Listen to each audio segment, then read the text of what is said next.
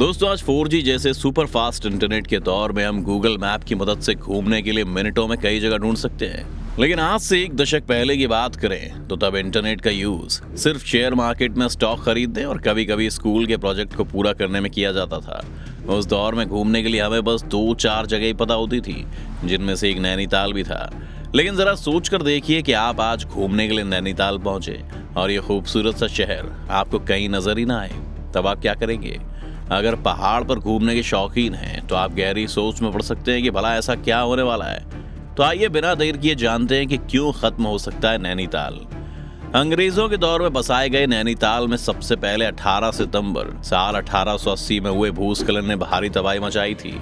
इस natural disaster में कुल 151 लोग मारे गए थे, जिसमें 43 ब्रिटिश नागरिक भी शामिल थे। कहा जाता है कि 18 सितंबर के दिन अल्मा पहाड़ी पर हुए लैंडस्लाइड को नैनीताल के इतिहास में सबसे दर्दनाक हादसों में गिना जाता है। बता दें कि इस पहाड़ी को 7 नंबर के नाम से भी जाना जाता है। अब बात करें 24 जुलाई 2022 यानी रविवार को नैनीताल में एक बार फिर अल्मा हिल यानी 7 नंबर वाली पहाड़ी के नाम से मशहूर इस जगह पर सिर्फ घंटे भर की बारिश के बाद एक बड़ा भूस्खलन देखने को मिला, जिसकी चपेट में कई मकानों के साथ स्नो व्यू देखने के लिए जाने वाला रास्ता भी बीच में आ गया। इतना ही नहीं, इस हादसे में पहाड़ का 50 मीटर से ज्यादा एरिया और कई पेड़ टूट कर नीचे जा गिरे।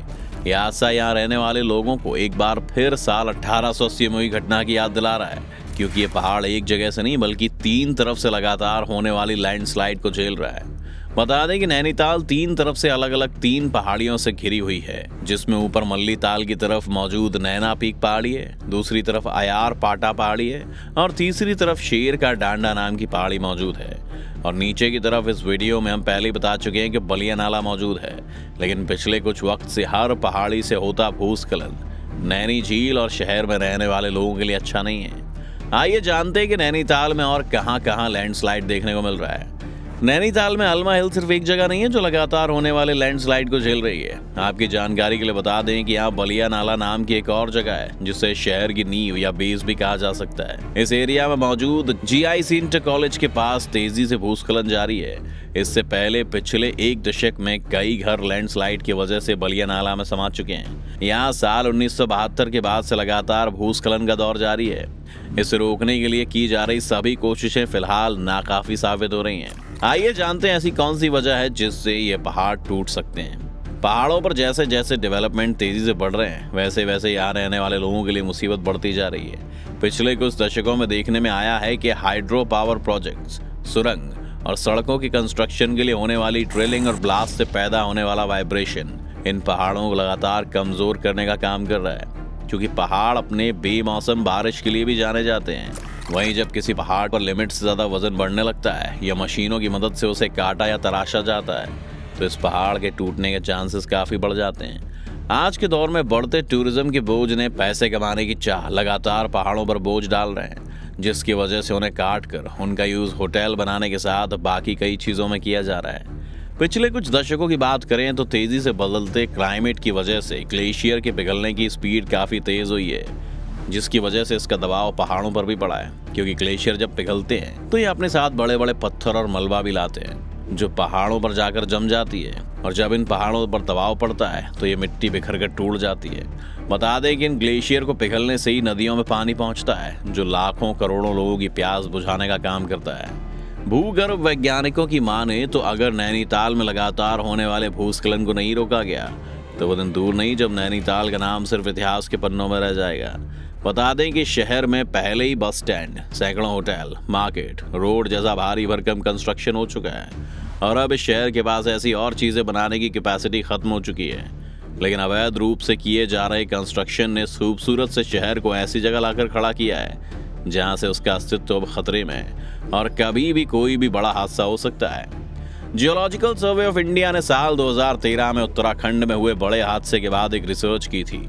इसमें उत्तराखंड के साथ हिमाचल और बाकी कई पहाड़ी एरिया भी शामिल थे। इस सर्वे के खत्म होने के बाद रिपोर्ट में आया कि उत्तराखंड का 39,000 वर्ग किलोमीटर, हिमाचल का 42,000 वर्ग किलोमीटर, लद्दाख का 42,000 वर्ग किलोमीटर का एरिया ऐसा है जो कभी भी किसी भी नेचुरल डिजास्टर का शिकार हो सकता है। आइए अब जान लेते हैं नैनीताल का इतिहास। दरअसल नैनीताल को ढूंढने और दुनिया के सामने लाने की कहानी काफी इंटरेस्टिंग रही है। कहा जाता है कि सबसे पहले साल 1823 में ट्रेल नाम के एक अंग्रेज ने सबसे पहले नैनीताल और उसकी खूबसूरती को देखा था। लेकिन वो ये नहीं चाहते थे कि ये जगह देश और दुनिया के सामने आए और ये किसी भी तरह से खराब हो। लेकिन इसके बाद जब 1840 में पीटर बैरन ने शहर को देखा तो उन्हें इसका कमर्शियल यूज करने का ख्याल आया। कहा जाता है कि उस वक्त नैनीताल की देख रेख का हिस्सा नरसिंह थोकदार के पास था, लेकिन पीटर बैरन हर हाल में इस खूबसूरत से शहर पर कब्जा करना चाहते थे। इसीलिए उन्होंने नरसिंह को झील के बीच में ले जाकर डराया, धमकाया और इस शहर की देख रेख का जिम्मा अपने नाम करा लिया।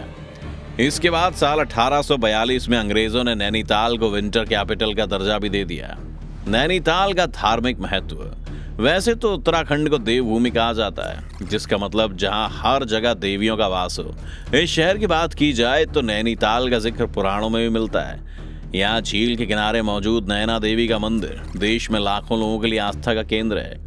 64 शक्तिपीठों में शामिल इस मंदिर के बारे में कहा जाता है कि जब भगवान शिव अपनी पत्नी पार्वती के सती होने के बाद उनका अधजला शव लेकर जा रहे थे, तब इस दौरान मां पार्वती की आंख यहाँ गिरी थी, जिसके बाद यहाँ नैना देवी नाम के एक मंदिर की स्थापना की गई थी और इसी नाम पर आज नैनीताल शहर का नाम भी रखा गया है। दोस्तों, क्या पहाड़ों पर लोगों के शौक मौज को पूरा करने के लिए बेवजह दबाव डाला जा रहा है, जो खुद किसी भी दिन इंसानों के लिए मौत की वजह बन सकता है? या इसे बचाने के लिए नैनीताल को लेकर कोर्ट और सरकार कुछ सख्त नियम बना सकती है?